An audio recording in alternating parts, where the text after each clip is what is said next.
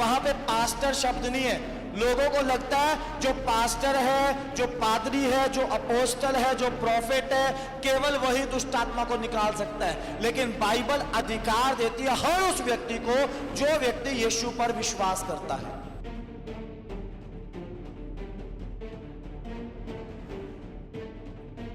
विश्वास करने वालों के चिन्ह होंगे। क्या चिन्ह होंगे? लिखे, वो दुष्ट आत्माओं को निकालेंगे। कौन निकालेगा दुष्ट आत्माओं को? जो यीशु पर विश्वास करेगा। वहां पे पास्टर शब्द नहीं है। लोगों को लगता है जो पास्टर है, जो पादरी है, जो अपोस्टल है, जो प्रोफेट है, केवल वही दुष्ट आत्मा को निकाल सकता है। लेकिन बाइबल अधिकार देती है हर उस व्यक्ति को जो व्यक्ति यीशु पर विश्वास करता है। आमीन। क्या करेगा विश्वासी? दुष्ट आत्मा को निकालेगा अपने घर से, अपने जीवन से, अपने परिवार से। और जब अपने घर से, परिवार से, जीवन से दुष्ट आत्मा चली जाएंगी तो दूसरे लोगों के जीवन से भी वो विश्वासी दुष्ट आत्माओं को निकालेगा। हालेलुया।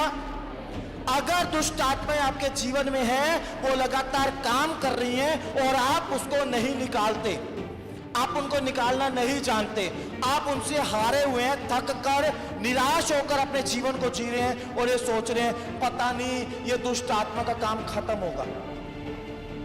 बहुत सारे लोग पता क्या कहते हैं आके, सच्चाई बोल रहा हूं, पास्टर जी बहुत खतरनाक जादू टोना है, बहुत भयंकर दुष्ट आत्मा है, इतने सालों से हमारे घर में काम कर रही है, वो नहीं छोड़ के जाती, हमने तो बड़ी जगह जाके देख लिया। अरे यीशु मसीह ने बोला तुम जो कुछ इस पृथ्वी पर बांधोगे वो स्वर्ग में बंध जाएगा, जो कुछ तुम पृथ्वी पर खोलोगे वो स्वर्ग में खुल जाएगा। आमीन। आपने उन दुष्ट आत्माओं को बांधा ही नहीं तो वो काम तो करेंगी, वो आपकी जिंदगी में परेशानियां तो लाएंगी, वो आपको समस्याओं में तो फंसाएंगी। अगर आप इस वचन के अनुसार दुष्ट आत्माओं को बांधोगे, वचन सच्चा है, आप उस वचन का इस्तेमाल करोगे, वो दुष्ट आत्मा बंधेगी और आपके घर में या आपकी जिंदगी में काम नहीं करेगी। आमीन। परमेश्वर का वचन बोलता है, यीशु मसीह बोलते हैं, मैंने तुम्हें सांपों और बिच्छुओं को कुचलने का और शत्रु की सारी सामर्थ पर अधिकार दिया है। क्या मतलब है इस बात का?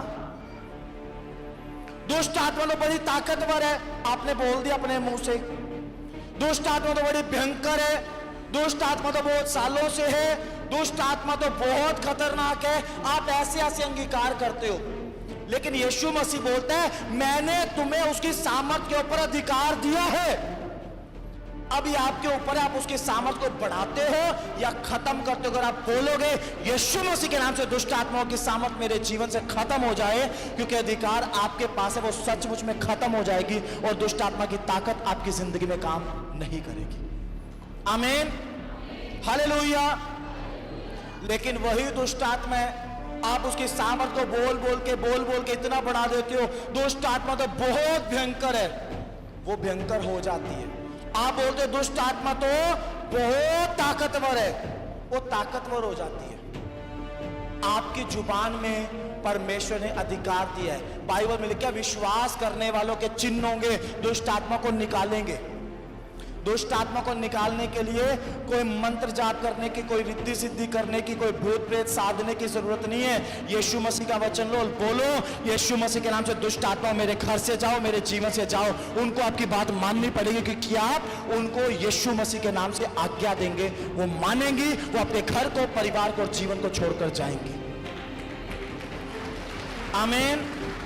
हालेलुया। अगर आप ऐसा नहीं कर पा रहे हैं, इसका मतलब आप अभी अच्छे विश्वासी नहीं हैं, क्योंकि बाइबल में लिखा है विश्वास करने वालों के चिन्ह यही हैं। एक विश्वासी दुष्ट आत्मा को निकालेगा, अगर वो दुष्ट आत्मा को नहीं निकालता वो भी विश्वासी नहीं है, उसको विश्वास में आने की, विश्वास में बढ़ने की जरूरत है। हालेलुया। हालेलुया। ये मत सोचो सिर्फ पास्टर दुष्ट आत्माओं को निकालते हैं, ये मत सोचो। मैंने आपको हमेशा बोला है ये कलीसिया, ये चर्च यीशु मसीह के नाम से सेवकों की कलीसिया है। हर व्यक्ति को परमेश्वर जो इस चर्च में है सेवक की तरह इस्तेमाल करेगा। आमीन। आप इस कलीसिया का हिस्सा है तो खुदा का धन्यवाद करो, आप अच्छे विश्वासी हैं और विश्वास करने वालों के चिन्ह है वो दुष्ट आत्माओं को निकालेंगे। आमीन। गवाहियां सुनिए इस चर्च में विश्वासी लोग दुआ करते हैं, दूसरी बहन के लिए दुआ की, चंगाई होगी, हॉस्पिटल से छुट्टी होगी, दुआ की, दुष्ट आत्मा छोड़ के चलेगी। आपके पास अधिकार है, पहचानो, इस्तेमाल करो। आपके अधिकार से लोग आजाद होंगे, आप आजाद होंगे, आपका परिवार आजाद होगा, दुष्ट आत्माएं जाएंगी और यीशु मसीह के नाम से आपके और आपके जीवन के ऊपर प्रभु की सुरक्षा आएगी। आमीन। क्या चिन्ह है विश्वास करने वालों के? सबसे पहला चिन्ह क्या है? दुष्ट आत्माओं को निकालेंगे। आमीन। दूसरा चिन्ह है नई नई भाषा बोलेंगे। जब पिंतेकुस्त के दिन, पिंतेकुस्त का दिन कौन सा था?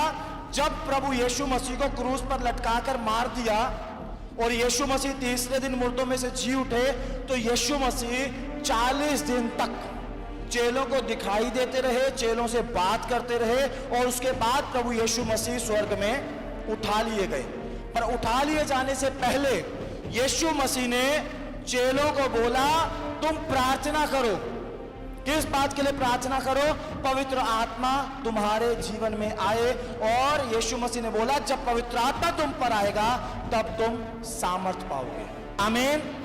चेले इकट्ठे हुए, प्रार्थना करते रहे, करते रहे, करते रहे, करते रहे। जब पिंतेकुस्त का दिन आया, लिखा है उसी दिन स्वर्ग से आग जैसी जीभ उतरी। जितने लोग वहां प्रार्थना कर रहे थे सबकी जुबान के ऊपर ठहर गई और सब अन्य अन्य भाषा में, यानी दूसरी भाषाओं में, जिन भाषा को ना वो बोलना जानते, ना कभी सीखा, ना पढ़ना जानते, उन भाषा को वो लोग बोलने लगे और उस भाषा में परमेश्वर की महिमा वो करने लगे। आमीन। हालेलुया। तो अगर आप अन्य भाषा में प्रार्थनाएं करते हैं, अन्य भाषा में परमेश्वर की महिमा करते हैं, तो यह भी चिन्ह है कि आप अच्छे विश्वासी हैं। हालेलुया। अगर अभी तक आपके पास अन्य भाषा बोलने का वरदान नहीं है, इसको वरदान बोलते हैं, गिफ्ट बोलते हैं, अभी तक आप अन्य भाषा में प्रार्थना नहीं करते, अपने जीवन को समर्पण करो, उपवास प्रार्थनाएं करो, जीवन में पवित्रता को लेकर आओ। सभी भाई बहनों को जय मसीह की। अगर आप दिल्ली या दिल्ली के आसपास रहते हैं तो आप सब जरूर आएं लिविंग ग्रेस चर्च दिल्ली में। अधिक जानकारी के लिए दिए गए नंबर पर संपर्क करें।